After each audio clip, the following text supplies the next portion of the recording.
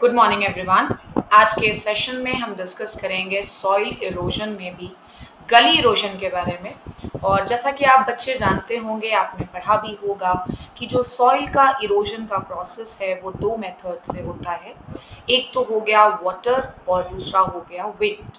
तो आज के सेशन में जिस टॉपिक को हम डिस्कस करेंगे वो है soil erosion when it is caused by water.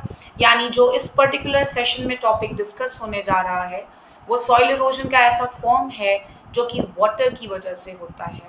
थोड़ा सा बेसिक आपको आना बहुत ज़्यादा ज़रूरी है। आज का जो सेशन है ये पूरी तरह से बेस्ड होने वाला है गली इरोजन पर। अब आप सोच रहे होंगे कि मैम गली इरोजन तो एकमात्र इरोजन नहीं होता है।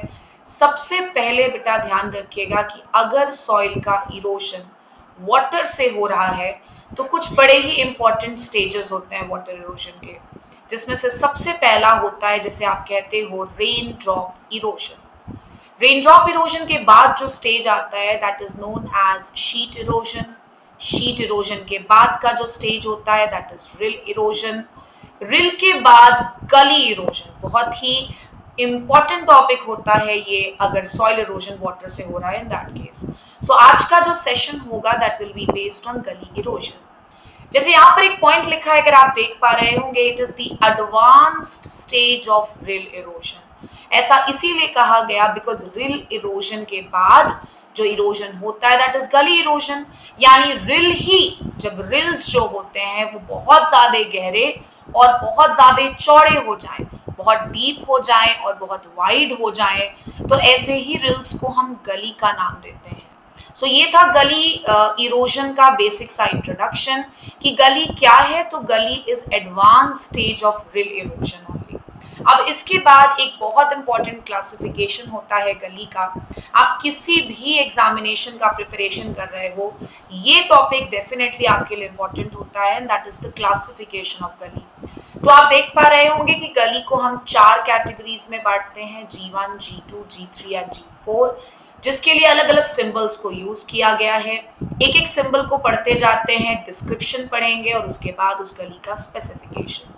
तो symbol G1 which is also known as very small gully, और इसका स्पेसिफिकेशन अगर आप देखेंगे तो अप टू 3 मीटर्स डीप, यानी इसकी जो गहराई है वो 3 मीटर तक जा सकती है, और जो चौड़ाई होनी चाहिए that should not be greater than 18 metre. So ये हो जाता है वेरी स्मॉल गली, यानी कि G1 का डेफिनेशन।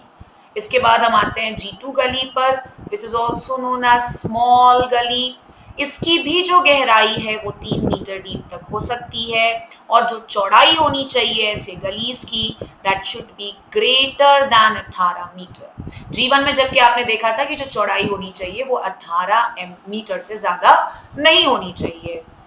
नेक्स्ट हम आते हैं G3 में, मीडियम गली कहा जाता है।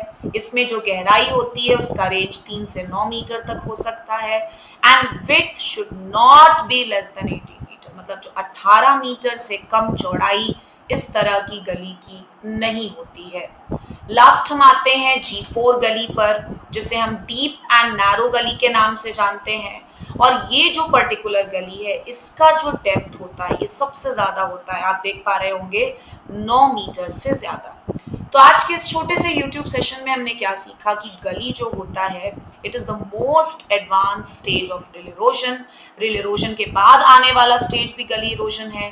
गली के कितने टाइप्स होते हैं, तो 4 टाइप्स होते हैं, G1, G2, G3 and G4। साथ ही हमने इनके स्पेसिफिकेशंस भी जाने कि कौन सा जो गली होता है उसका गहराई कितना होता है, चौड़ाई कितनी होती है। सो आई होप आप सभी के लिए ये पर्टिकुलर सेशन काफी इंफॉर्मेटिव रहा होगा। Thank you so much. Meet you in the next session.